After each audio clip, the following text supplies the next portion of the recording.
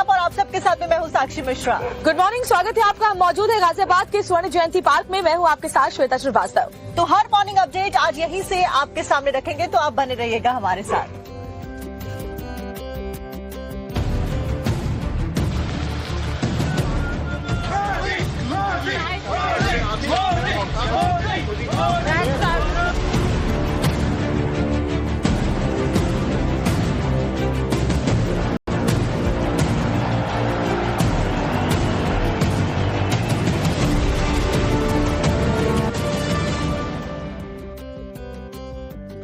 और बड़ी खबर के साथ शुरुआत करेंगे। वॉशिंगटन डीसी में प्रधानमंत्री नरेंद्र मोदी और अमेरिकी राष्ट्रपति डोनाल्ड ट्रंप के बीच मुलाकात पर पूरी दुनिया की नजर रही। कई अहम मुद्दे जिनमें एआई, तेल, गैस, रक्षा व्यापार जैसे मुद्दों पर दोनों नेताओं ने चर्चा की। दोनों नेताओं की चर्चा करते हुए तस्वीरें भी सामने आई है। आतंकवाद को लेकर बड़ी बात यहां पर कही गई। आतंकवाद के खिलाफ में लड़ाई में भारत और यूएस एक साथ में है। 2018 के मुजरिम को भारत के हवाले कर रहा है यूएस। ये बात भी फिलहाल इस मीटिंग के बाद में निकलकर सामने आई। यानी कि 2008 के मुजरिम को प्रत्यर्पित किया जाएगा, ये बड़ी बात कही। जैसे कि लगातार हम भी आपको जानकारी दे रहे थे कौन कौन से एजेंडे रह सकते हैं इस मुलाकात के। और सबसे बड़ी बात, इस जॉइंट प्रेस कॉन्फ्रेंस में प्रधानमंत्री मोदी ने आतंकवाद को लेकर कई बड़ी बातें और सख्त संदेश सामने रखा है। तो कुल मिलाकर ये मीटिंग कई मायनों में अहम रही और राष्ट्रपति डोनाल्ड ट्रंप के दूसरी बार कमान संभालने के बाद में प्रधानमंत्री नरेंद्र मोदी का यह पहला दौरा रहा। आतंकवाद के खिलाफ लड़ाई में भारत और अमेरिका दृढ़ता से साथ खड़े रहे हैं। हम सहमत हैं कि सीमा पार आतंकवाद के उन्मूलन के लिए ठोस कार्रवाई आवश्यक है और मैं राष्ट्रपति जी का आभारी हूं कि उन्होंने 2008 के जिसने भारत में नरसंहार किया था उस मुजरिम को अब भारत के हवाले करने का निर्णय किया है। भारत की अदालतें उचित कार्यवाही करेंगी।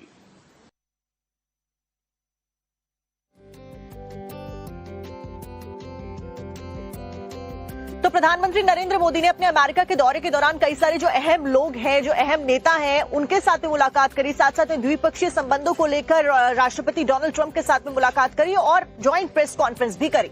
इस जॉइंट प्रेस कॉन्फ्रेंस में कई बड़ी बातें कही। 5 तस्वीरों के जरिए आपको बताते हैं कैसे जो ये बड़ी मुलाकात रही, पूरी दुनिया की नजर इस पर टिकी रही। और ट्रंप से मुलाकात की, विवेक रामास्वामी से मुलाकात की, परिवार संग मोदी से मिले एलन मस्क भी। तो देखिए मुलाकात की तस्वीरें हैं जब प्रधानमंत्री नरेंद्र मोदी वहां पर पहुंचते हैं। सबसे पहले तो उनका गर्मजोशी के साथ में स्वागत किया जाता है। उसके बाद तुलसी गबार्ड के साथ में वो सबसे पहले मुलाकात करते हैं और उसके बाद कौन कौन से नेताओं के साथ मुलाकात की वो तस्वीरें फिलहाल आप देख रहे हैं। और जॉइंट प्रेस कॉन्फ्रेंस जो दोनों नेताओं की तरफ से की गई, उससे पहले पीएम मोदी और डोनाल्ड ट्रंप के बीच द्विपक्षीय बैठक हुई। इस बायलैटरल टॉक्स में कई बड़े मुद्दे शामिल रहे। मोदी ने दुनिया को 1 और 1 11 का संदेश दिया। सुनिए आप भी।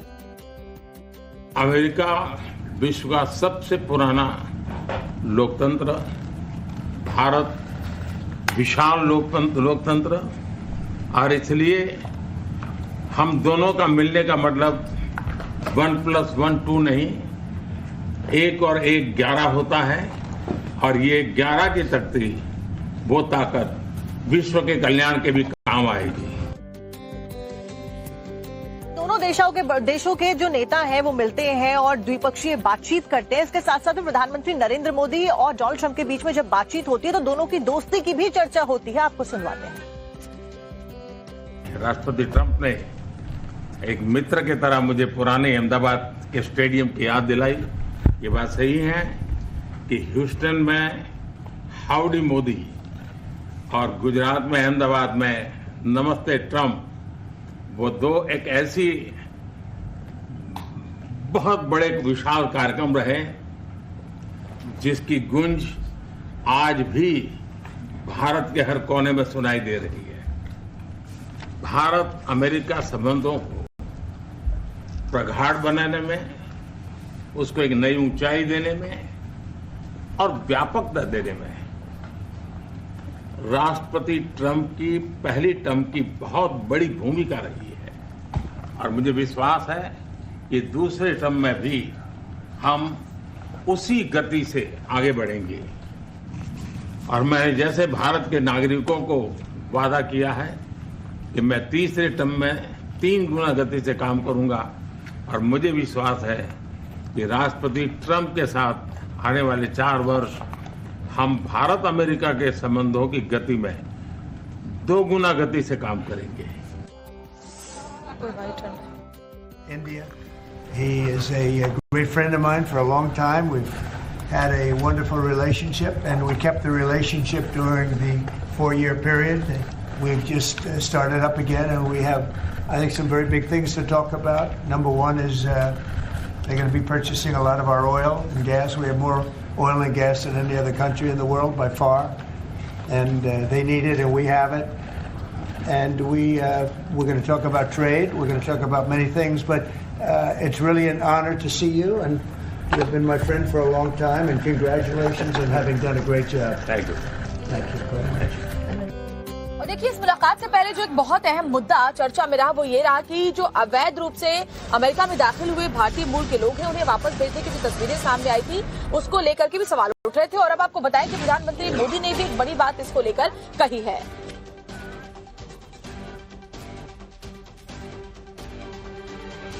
गैर कानूनी तरीके से जो लोग दूसरे देशों में होते हैं उनको वहां रहने का कोई कानूनी अधिकार तो है नहीं। जहां तक भारत और अमेरिका का सवाल है, हमने हमेशा कहा है कि जो वेरीफाइड होगा, कि जो सच्चे अर्थ में भारत का ही नागरिक होगा, वो अगर अमेरिका में गैर कानूनी तरीके से रहता है तो उसको वापस लेने के लिए भारत तैयार है। लेकिन बात हमारे लिए वहां से रुकती नहीं है। ये सामान्य परिवारों के बच्चे होते हैं, उनको बड़े बड़े सपने दिखाए जाते हैं और उनको ज्यादातर ऐसे होते हैं उनको गुमराह करके लाया जाता है। और इसलिए ये ह्यूमन ट्रैफिकिंग में जुड़े हुए पूरे इकोसिस्टम पर हमने वार करना चाहिए। और अमेरिका और भारत मिल करके हमारी कोशिश है और हमारी कोशिश रहनी चाहिए कि इस प्रकार की पूरी इकोसिस्टम को हमें जड़ मूल से नष्ट करना चाहिए ताकि ह्यूमन ट्रैफिकिंग बंद हो। और अब आगे बढ़ते हुए खबरों में बात कर लेते हैं अध्यात्म की राह पर निकली हुई एक्ट्रेस ममता कुलकर्णी की, जिन्होंने महामंडलेश्वर पद को लेकर एक बड़ा ऐलान कर दिया। दरअसल ममता कुलकर्णी ने अपना इस्तीफा वापस लेने की बात कह दी है।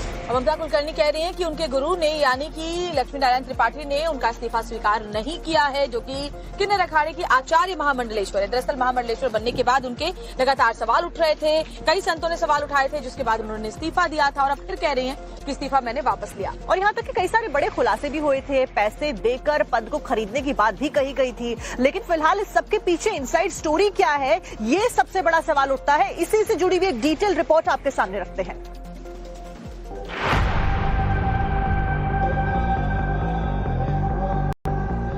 मैं महामंडलेश्वर यमाई ममता नंदगिरी, मैं इस पोस्ट से मैं इस्तीफा दे रही हूं। मैं उनकी दिलों से कृतज्ञ हूं कि उन्होंने वापस मुझे पद पे बिठाया।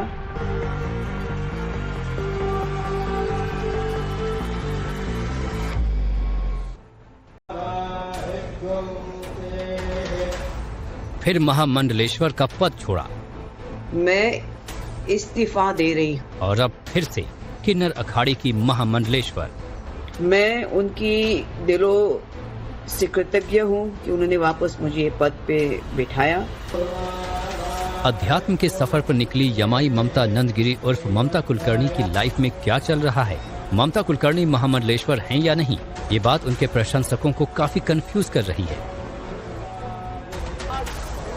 24 जनवरी को जब महाकुंभ में ममता कुलकर्णी महामंडलेश्वर यमाई ममता नंदगिरी बनी तो विवाद खड़ा हो गया, काफी विरोध होने लगा। इसके बाद कंट्रोवर्सी खत्म करने के लिए ममता कुलकर्णी खुद आईं और 10 फरवरी को उन्होंने महामंडलेश्वर का पद छोड़ने का ऐलान किया। लेकिन अब एक बार फिर से ममता कुलकर्णी खुलकर सामने आई हैं। और इस बार उन्होंने अपने उन तमाम विरोधियों से कह दिया है कि वो महामंडलेश्वर का पद नहीं छोड़ने वाले। मैं इस पोस्ट से मैं इस्तीफा दे रही हूं। मैं एक साध्वी थी 25 साल से और मैं साध्वी ही रहूंगी। 2 दिन पहले मेरे पट्टा गुरु डॉक्टर श्री आचार्य लक्ष्मी नारायण त्रिपाठी के ऊपर कुछ लोगों ने गलत आक्षेप लगाए थे। उस भावना में आकर मैंने अपने पद से इस्तीफा दिया। 1 मिनट 14 सेकंड के वीडियो मैसेज में ममता कुलकर्णी ने कहा है कि उनके गुरु स्वामी डॉक्टर लक्ष्मी नारायण त्रिपाठी पर गलत आरोप लगाए गए थे और उसी से आहत होकर महामंडलेश्वर का पद छोड़ने का फैसला लिया था। लेकिन यमाई ममतानंद गिरी ने महज 3 दिनों में ही अपना फैसला बदल डाला और अब अपना जीवन सनातन धर्म के लिए समर्पित करने की बात कह रही है। मैं उनकी दिलों से कृतज्ञ हूं कि उन्होंने वापस मुझे ये पद पे बिठाया और आगे चल के मैं अपना जीवन किन्नर अखाड़ा और सनातन धर्म के लिए समर्पित रहूंगी। और अब खबरों में बढ़ते हैं आगे। आपको बताते हैं, एक तरफ जहां अध्यात्म की राह पर चली ममता कुलकर्णी ने अखाड़े में महामंडलेश्वर बने रहने की बात कह दी है और इसको बरकरार रखने की बात कह दी है, वहीं दूसरी तरफ अखाड़ों में झगड़ों की जानकारी भी मिल रही है। और देखिए, कुछ ही दिन पहले महामंडलेश्वर पद से इस्तीफा ममता कुलकर्णी ने दिया था, ये कहते हुए कई तरह की बातें कही थी कि उनके ऊपर जो सवाल उठाए जा रहे हैं उससे आहत होकर के वो महामंडलेश्वर पद छोड़ रही हैं। लेकिन अब देखिए, फिर से वो कह रही हैं कि वो महामंडलेश्वर बनी रहेंगी, किन्नर अखाड़े से जुड़ी रहेंगी। इस बीच महामंडलेश्वर कल्याणी नंदगिरी पर जानलेवा हमला हुआ है। किन्नर अखाड़े की महामंडलेश्वर है कल्याणी नंदगिरी। बीच बचाव में 4 शिष्य भी जख्मी हो गए। हमले को लेकर पड़ताल में फिलहाल प्रयागराज पुलिस जुट गई है। सवाल यही खड़ा किया जा रहा है, आखिरकार इस हमले को अंजाम किसने दिया, और इसी को लेकर पुलिस के द्वारा इन्वेस्टिगेट फिलहाल किया जा रहा है प्रयागराज में।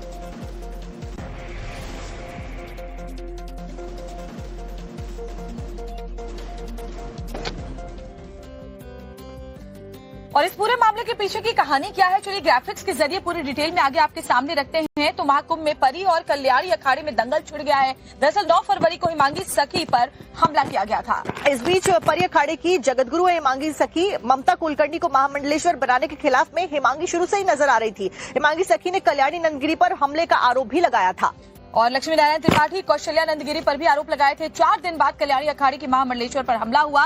कल्याणी अखाड़े की महामंडलेश्वर है कल्याणी नंदगिरी।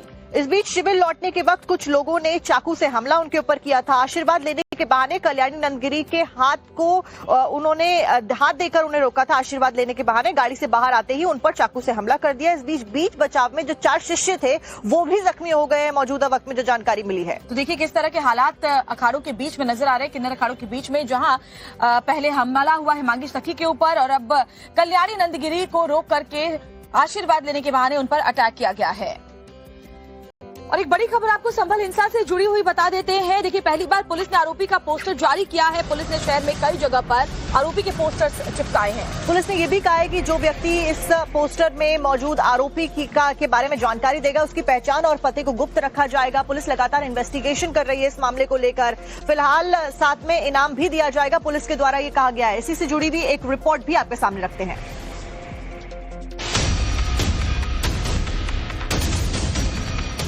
संभल हिंसा को लेकर लगा पहला पोस्टर।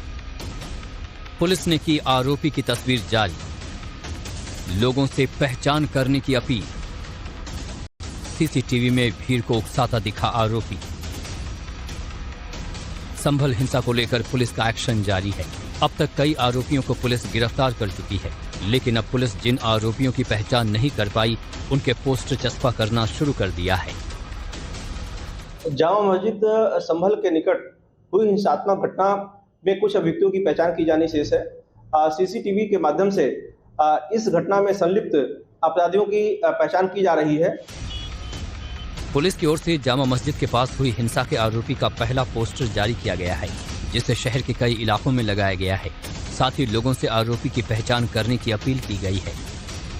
कुछ अपराधियों की फोटो प्राप्त किए गए हैं, उन्हें विभिन्न सार्वजनिक स्थानों पर लगाए जा रहे हैं जिससे उनकी पहचान हो सके। आम जनता से यह अपील की गई है कि उनकी शिनाख्त करते हुए पुलिस को सूचित करें, जिससे कि विवेचनात्मक कार्रवाई की जा सके। पुलिस ने आरोपी के सीसीटीवी की एक तस्वीर भी जारी की है, जिसमें वो भीड़ को उकसाता नजर आ रहा है। तो वहीं इससे पहले संभल हिंसा में अब तक पुलिस ने 76 आरोपियों को गिरफ्तार किया है। फरार आरोपियों की तलाश की जा रही है। 24 नवंबर को संभल में हुई हिंसा पर कार्रवाई जारी है। जामा मस्जिद में सर्वे के दौरान हिंसा हुई थी। सर्वे टीम का विरोध कर रहे उपद्रवियों ने पथराव किया था। विरोध के दौरान तोड़फोड़ आगजनी भी की गई थी। पुलिस की टीम पर भी उपद्रवियों ने हमला किया था। पुलिस ने इलाके के सीसीटीवी और ड्रोन तस्वीरों के जरिए आरोपियों की तस्दीक की। पहचान होने के बाद आरोपियों की गिरफ्तारी की गई, लेकिन अब वो फरार आरोपी पुलिस का टारगेट हैं, जो हिंसा के बाद से गायब हैं। और एक बड़ी खबर आपको शिमला से बताते हैं, एक वर्कशॉप में यहाँ आग लग गई है। पर्यटन विभाग के ट्रांसपोर्ट वर्कशॉप में आग लगी है। आग की वजह से कई रिकॉर्ड जलकर राख हो गए हैं। इस बीच जब आग लगती है तुरंत अफरा तफरी का माहौल देखा जाता है। फायर ब्रिगेड को तुरंत सूचना दी जाती है। दमकल कर्मी मौके पर पहुंचते हैं और उसके बाद आग बुझाने का प्रयास उनके द्वारा किया जाता है। तस्वीरें लगातार हम आपको दिखा रहे हैं। और देखिए, बड़ी खबर हम आपको बता रहे हैं।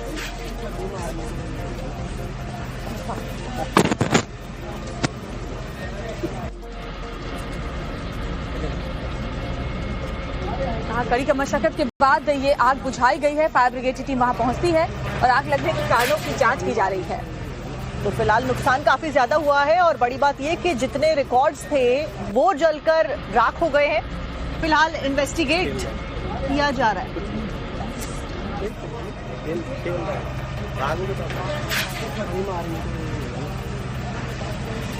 मुरादाबाद से आपको बताते हैं, आग का तांडव यहाँ देखने को मिला। जो लपटें थी वो इतनी तेजी के साथ फैली कि आसपास के घरों के लोग भी घर छोड़कर भाग खड़े हुए। इस बीच आग लगने के बाद में लोगों को समझने और संभलने तक का समय नहीं मिला और जो जहरीला धुआं था उसकी वजह से जो बचाव कर्मी थे उनको भी कड़ी मुशक्कत का सामना करना पड़ा। इसी से जुड़ी हुई रिपोर्ट आपको दिखाते हैं।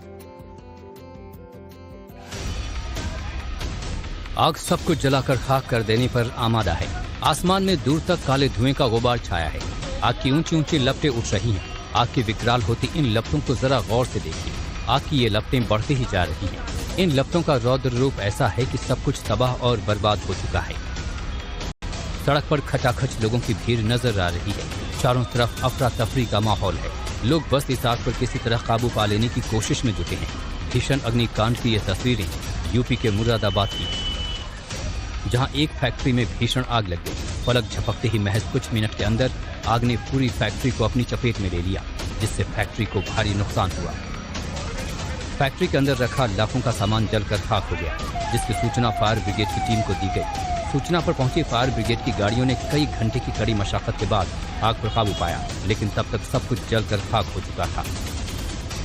जानकारी के मुताबिक जिस वक्त फैक्ट्री में आग लगी, फैक्ट्री के अंदर कई मजदूर भी मौजूद थे, जिन्होंने आनन फानन में भागकर अपनी जान बचाई। इन तस्वीरों को देखिए, कैसे आग ने पूरी फैक्ट्री को अपनी चपेट में ले लिया है। लोग चाहकर भी कुछ नहीं कर पा रहे हैं। चीख पुकार मची है, लोग चिल्ला रहे हैं, लेकिन आग थमने का नाम नहीं ले रही है। हालांकि जब फैक्ट्री में आग लगी तो आसपास के करीब 150 घरों को खाली करा लिया गया, तो वहीं इस हादसे में कई लोगों की मौत भी हो सकती थी। फैक्ट्री के मालिक ने कहा है कि आग के कारण जिंदगी भर की कमाई राख हो चुकी है। फिलहाल ये आग किस वजह से लगी, अब तक इसका पता नहीं चल सका है। आग की इन तस्वीरों को देखकर आप खुद अंदाजा लगा सकते हैं कि ये आग कितनी भयानक रही होगी।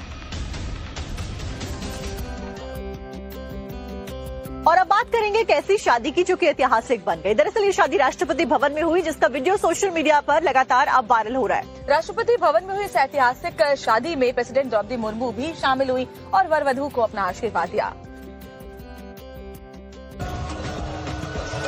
तस्वीर राष्ट्रपति भवन में हुई पहली शादी की है, जहां देश की बेटी दुल्हन बनकर शादी के साथ फेरे लिए। ये शादी ऐतिहासिक इसलिए भी रही क्योंकि इस समारोह में खुद राष्ट्रपति द्रौपदी मुर्मू वर वधू को आशीर्वाद देने पहुंची थी। शादी के जोड़े में जो युवती दुल्हन बनी नजर आ रही है, वो सीआरपीएफ की महिला अधिकारी पूनम गुप्ता है। राष्ट्रपति भवन में पहली शादी की तैयारियां भी बेहद खास रही। जिस जगह पर पूनम गुप्ता की शादी हुई वो प्रेसिडेंट हाउस का मदर टेरेसा कॉम्प्लेक्स है, जिसे दुल्हन की तरह सजाया गया। सीआरपीएफ की महिला अधिकारी पूनम गुप्ता अब शादी के बंधन में बंध गई हैं। ये शादी 12 फरवरी की रात हुई। पूनम गुप्ता सीआरपीएफ में सहायक कमांडेंट हैं और वर्तमान में राष्ट्रपति भवन में पीएसओ के रूप में तैनात हैं। पूनम गुप्ता मध्य प्रदेश के शिवपुरी की रहने वाली हैं और साल 2018 में यूपीएससी सीएपीएफ परीक्षा में 81वीं रैंक हासिल कर वो सीआरपीएफ में शामिल हुई थी। 74वें गणतंत्र दिवस परेड में पूनम गुप्ता ने महिला दल का नेतृत्व कर अपनी काबिलियत का लोहा मनवाया था। पूनम गुप्ता के पति अवनीश कुमार भी सीआरपीएफ में असिस्टेंट कमांडेंट हैं और जम्मू कश्मीर में तैनात हैं। राष्ट्रपति भवन में हुई शादी के दौरान पूनम गुप्ता और अवनीश कुमार बेहद ही खुश नजर आए और वर वधू ने शादी में आए मेहमानों का हाथ जोड़कर अभिवादन किया। तो वहीं राष्ट्रपति की पीएसओ पूनम गुप्ता और CRPF assistant commandant Avnish Kumar की शादी की खूबसूरत तस्वीरें सोशल मीडिया पर वायरल हो रही हैं। इस शादी में वर वधू के परिवार के करीबी और वीआईपी मेहमान पहुंचे थे। और बड़ी खबर आपको बता रहे हैं, मोदी ट्रंप की मुलाकात पर एमईए का बयान सामने आया है। पीएम की अमेरिकी यात्रा बेहद सफल रही, दोनों देशों के बीच कई मुद्दों पर सहमति बनी है। तो मिनिस्ट्री ऑफ एक्सटर्नल अफेयर्स के द्वारा ये बयान जारी किया गया है। कहा गया है कि पीएम की अमेरिका यात्रा बेहद सफल रही, दोनों देशों के बीच में कई बातों पर सहमति बनी है। द्विपक्षीय व्यापार दुगना करने पर जो लक्ष्य है वो रखा गया है। भारत अमेरिका के बीच सैन्य और रक्षा साझेदारी की भी जानकारी एमईए की तरफ से दी गई है। तो विदेश मंत्रालय की तरफ से ये बड़ी बात कही गई, बहुत ही सफल रही प्रधानमंत्री की ये यात्रा। आपको बता दें कि 2 दिवसीय अमेरिका के दौरे पर पीएम नरेंद्र मोदी है, जहां पर राष्ट्रपति डोनाल्ड ट्रंप के साथ में उनकी मुलाकात होती है और उसके बाद ये बयान मिनिस्ट्री ऑफ एक्सटर्नल अफेयर्स के द्वारा जारी किया गया है।